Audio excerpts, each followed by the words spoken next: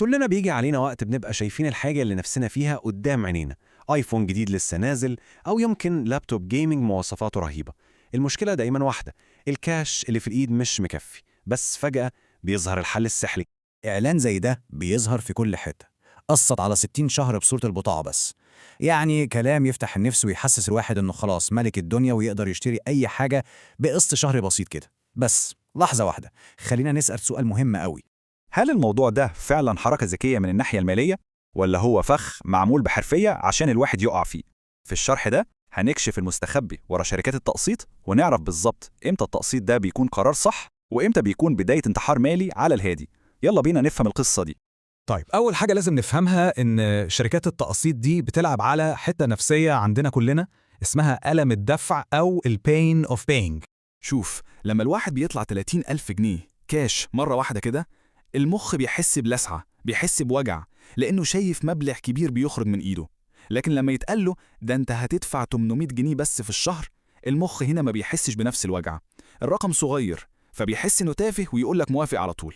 والمصيبة، الواحد بيلاقي نفسه مقسط الموبايل ومقسط الساعة ومقسط الكوتشي، وفي آخر الشهر بيكتشف إن الأقساط دي كلها أكلت المرتب حرفياً. كفاية بقى كلام نظري، وتعالوا نمسك ورقة وقلم ونحسبها سوا عشان نشوف التكلفة الحقيقية لقصة التقسيط دي عاملة ازاي. بصوا كده على المقارنة دي.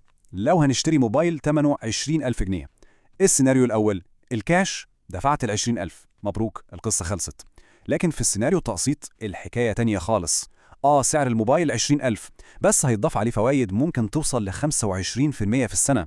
يعني على سنتين بنتكلم في 50% زيادة، ولسه كمان في مصاريف إدارية ورسوم تانية. يعني الإجمالي اللي هتدفعه في الآخر ممكن يوصل ل 32,000 جنيه. إيه ده؟ يعني في 12,000 جنيه زيادة اتدفعت. هي دي التكلفة الخفية اللي محدش بياخد باله منها. ال 12,000 جنيه دول تمن موبايل تاني كويس جدا. فلوس اترمت في الهوا بس عشان الواحد استعجل وما صبرش شوية يوفر تمن الحاجة كاش. تمام؟ يبقى إمتى بالظبط التقسيط ده بيقلب بكارثة مالية؟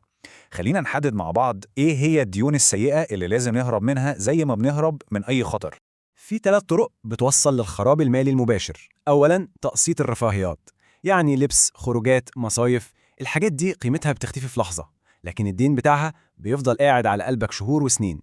تانياً فخ الفوائد المركبة بتاعت الكريدت كارد. لما الواحد ما بيدفعش المبلغ كله، الفايدة بتبدأ تكبر وتكبر زي كرة التلج اللي بتتدحرج. وتالتاً، ودي كارثة لوحدها، تقسيط التحديثات اللي ملهاش أي لازمة، زي إن الواحد يغير الموبايل لمجرد إنه نزل موديل أحدث والموبايل اللي معاه شغال زي الفل. الأنواع دي من الديون هي عبودية العصر الحديث، بندفع تمن متعة مؤقتة من صحتنا وفلوسنا على المدى الطويل. بس هل ده معناه إن التقسيط شر مطلق؟ لا طبعاً. زي أي أداة ممكن تبقى مفيدة جداً لو استخدمناها صح. خلينا نشوف بقى الجانب المشرق، وإزاي التقسيط ممكن يكون حركة ذكية. الفرق هنا شاسع بين الدين اللي بيبقى عبء عليك والدين اللي بيبقى استثمار. في 3 حالات التقسيط فيها بيكون قرار صح جدا. أول حالة لما تلاقي عرض تقسيط حقيقي من غير فوايد ولا مصاريف خفية، هنا الواحد بيقدر يهزم التضخم. تاني حالة شراء أصل بيجيب فلوس، زي لابتوب لشغل الفريلانس أو موتوسيكل لشغل الدليفري. هنا الحاجة دي هي اللي بتسدد تمنها بنفسها. والحالة التالتة الأجهزة الأساسية اللي البيت ما يقدرش يمشي من غيرها، زي تلاجة أو غسالة. لو الكاش مش متوفر فالتقسيط هنا شر لابد منه. طيب، إزاي بقى نتحرك في عالم التقسيط ده بأمان وما نقعش في الفخ؟ الحل بسيط جدا، ومحتاجين بس نفتكر قاعدة سهلة، قاعدة التلاتة تاء.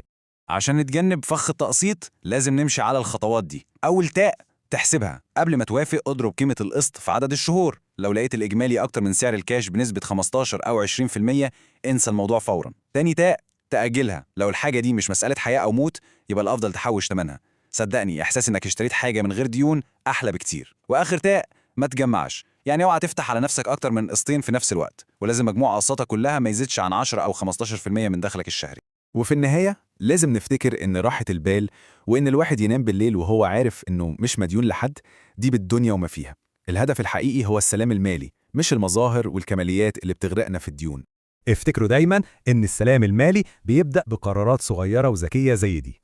حافظوا على القرشين بتوعكم صح، عشان هم اللي هيرجعوا لكم أضعاف في شكل استقرار وراحة بال. ولو عايزين تعرفوا أكتر إزاي تبنوا السلام المالي ده خطوة بخطوة، اشتركوا في قناة قرشين عشان تشوفوا شروحات أكتر زي دي.